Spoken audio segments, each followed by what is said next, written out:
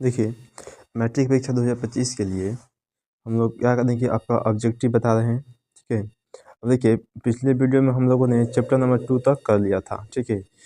2 तक हम लोगों का हो गया था। आज हम लोग करेंगे चैप्टर नंबर 3 से, जिस चैप्टर का नाम है अलस कथा, ठीक है। इस अलस कथा में जितने भी प्रश्न पूछने वाला है, उन सारे प्रश्नों का आज मैं आपको प्रश्न हल बता रहा हूँ, ठीक है। देखिए, जितना भी ऑब्जेक्टिव प्रश्न इस चैप्टर में आएगा, सबका प्रश्न का देखिए, पहला प्रश्न है कि मैथिल कोकिल के नाम से कौन प्रसिद्ध था। मैथिल कोकिल के नाम से जो है प्रसिद्ध था, वो कौन था? तो वो थे विद्यापति, ठीक है। ऑप्शन नंबर ए आपका सही उत्तर है, विद्यापति। चलिए देखिए, अगला प्रश्न बनता है आपका कि अलस कथा पाठ कहाँ से संकलित है, ठीक है। तो वो है पुरुष परीक्षा से। ऑप्शन नंबर बी आपका सही उत्तर है कि पुरुष परीक्षा से जो है अलस कथा पाठ जो है वो संकलित है, यानी कि लिया गया है। अब देखिए, अगला प्रश्न है कि मिथिला का मंत्री कौन था। कि मिथिला का जो मंत्री था वो कौन था? तो मिथिला के मंत्री का नाम था बिदेश्वर, यानी कि ऑप्शन नंबर डी आपका सही उत्तर है, बिदेश्वर था मिथिला का मंत्री। देखिए, अगला प्रश्न है 4 नंबर, कह रहा है कि मनुष्य को कौन नष्ट कर देता है। मनुष्य को कौन है जो नष्ट कर देता है? तो वो है आलस, ठीक है। क्या है कि आलस जो है मनुष्य को नष्ट कर देता है, यानी कि ऑप्शन नंबर सी आपका सही उत्तर है, आलस मनुष्य को नष्ट कर देता है। तो देखिए, अगला प्रश्न बनता है आपका 5 नंबर। 5 में कह रहा है कि भीषण भूख लगने पर भी कौन कुछ नहीं कर सकता। है कि भीषण भूख यानी अधिक भूखी होने के कारण भी वह कुछ भी नहीं कर सकता है, वह कौन है? ठीक है, तो वो होता है आलसी, यानी कि ऑप्शन ए सही है। आलसी जो है भूख लगता है फिर भी कुछ नहीं करता है, भूखे पेट रह जाएगा लेकिन कुछ काम नहीं करेगा, ठीक है। तो देखिए, अगला प्रश्न है आपका 6 नंबर, कहता है कि बिदेश्वर नाम का मंत्री कहाँ रहता था। जो मंत्री था बिदेश्वर, वो कहाँ पर रहता था? तो वो थे मिथिला में रहते थे, ठीक है, मिथिला में। ऑप्शन बी आपका सही उत्तर है, मिथिला में, ठीक है।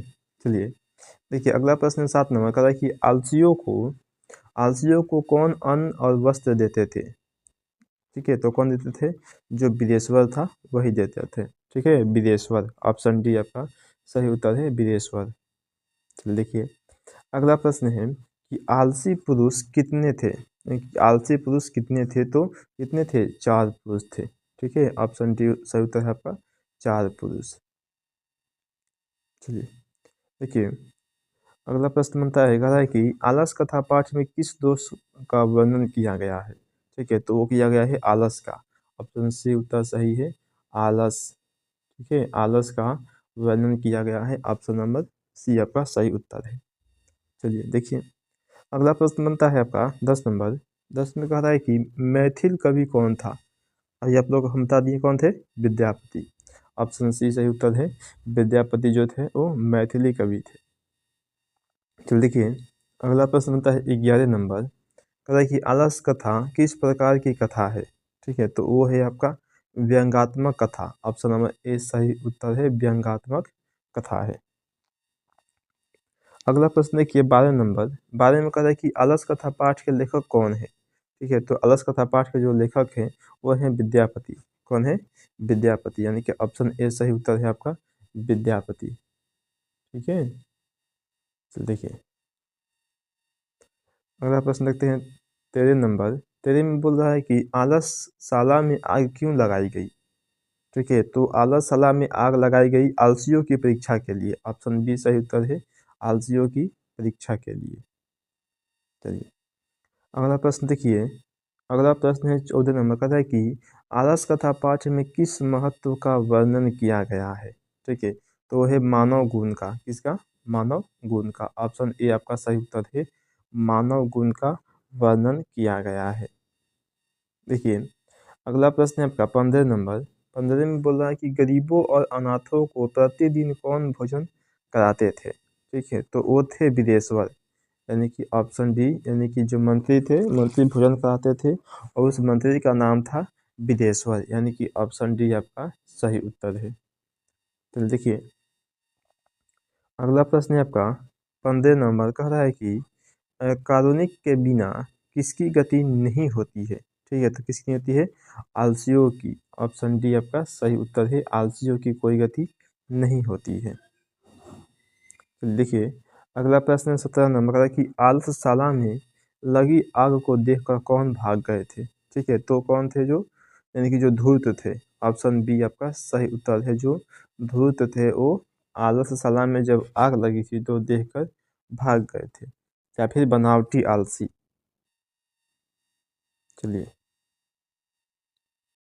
चलिए अब आपका आ गया आपका चैप्टर नंबर 4। चैप्टर 3 खत्म हो गया, आ गया चैप्टर नंबर 4 में। देखिए 4 में क्या है, कह रहा है कि 4 में है आपका चैप्टर का नाम है संस्कृत साहित्य लेखिका।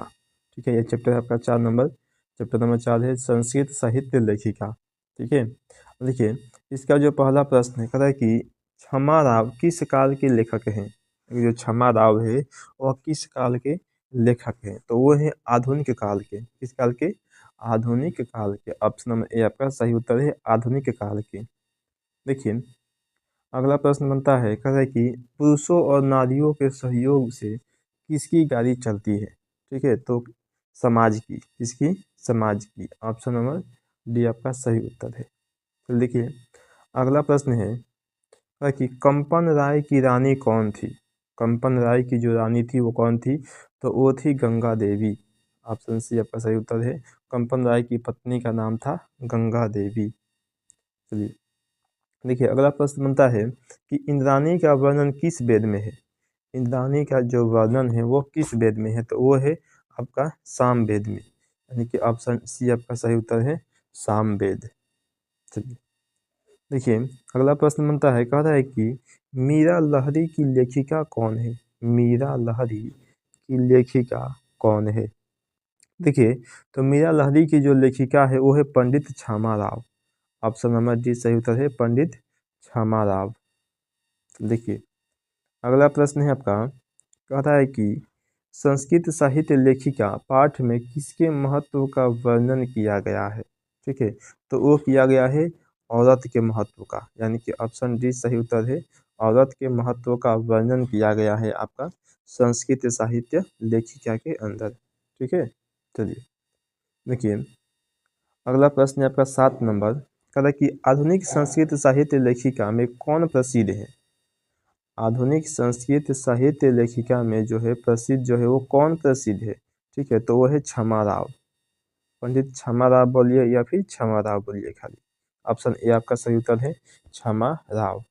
चलिए देखिए अगला प्रश्न बनता है आपका 8 नंबर, कहता है कि शंकर चरित्रम की रचना किसने की थी? जो शंकर चरित्रम था उसका जो रचना है, यानी कि उसे जिसने लिखा था, किसने लिखा था?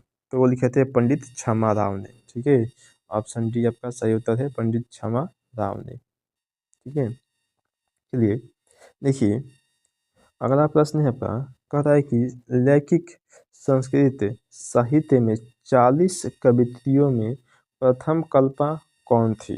ठीक है, तो वह थी विजयांका। कौन थी? विजयांका, यानी कि ऑप्शन नंबर बी आपका सही उत्तर है, विजयांका। याद रखेंगे। ठीक है, चलिए देखिए अगला प्रश्न बनता है आपका 10 नंबर, कहता है कि ऋग्वेद में कितनी महिलाओं का वर्णन है? ऋग्वेद में कितनी महिलाओं का वर्णन है? तो वो है 24, यानी कि ऑप्शन नंबर ए आपका सही उत्तर है, 24 महिलाओं का। ठीक है, तो देखिए अगला प्रश्न बनता है आपका 11 नंबर का, कि अर्थवेद में कितनी महिलाओं का वर्णन है? अर्थवेद में कितनी महिलाओं का वर्णन है? तो अर्थवेद में आपका 5 महिलाओं का वर्णन है। ऑप्शन बी आपका सही उत्तर है, कितना? 5। ठीक है, देखिए अगला प्रश्न है, देखिए अच्युत राय की रानी कौन थी? हालांकि अच्युत राय जो थे उसकी रानी का नाम क्या था? तो अच्युत राय की रानी का नाम था तिरुलांबा। ठीक है, ऑप्शन डी आपका सही उत्तर है, तिरुलांबा जो उसका नाम था अच्युत राय की पत्नी की। देखिए अगला प्रश्न है आपका 13 नंबर का, कि किस युग में मंत्रों की दर्शिका ने केवल ऋषि बल्कि ऋषिकाओं भी थी? यानी कि किस युग में मंत्रों की दर्शिका में केवल ऋषि नहीं बल्कि उसमें ऋषिकाओं भी शामिल थी? ठीक है, तो वो था वैदिक युग में, यानी कि ऑप्शन सही सी सही उत्तर है, वैदिक युग। ये देखिए अगला प्रश्न है, कहता है कि याज्ञवल्क्य ने अपनी पत्नी को क्या शिक्षा दी थी। ठीक है, तो देखिए याज्ञवल्क्य ने अपनी पत्नी को आत्मतत्व की शिक्षा दी थी। ऑप्शन डी आपका सही उत्तर है, आत्मतत्व की शिक्षा। चलिए देखिए अगला प्रश्न है, मधुरा विजयम महाकाव्य की रचना किसने की थी। ठीक है, तो इसका जो रचना किए थे उसका नाम है गंगा देवी, यानी कि ऑप्शन सी आपका सही उत्तर है, गंगा देवी। चलिए देखिए अगला प्रश्न है,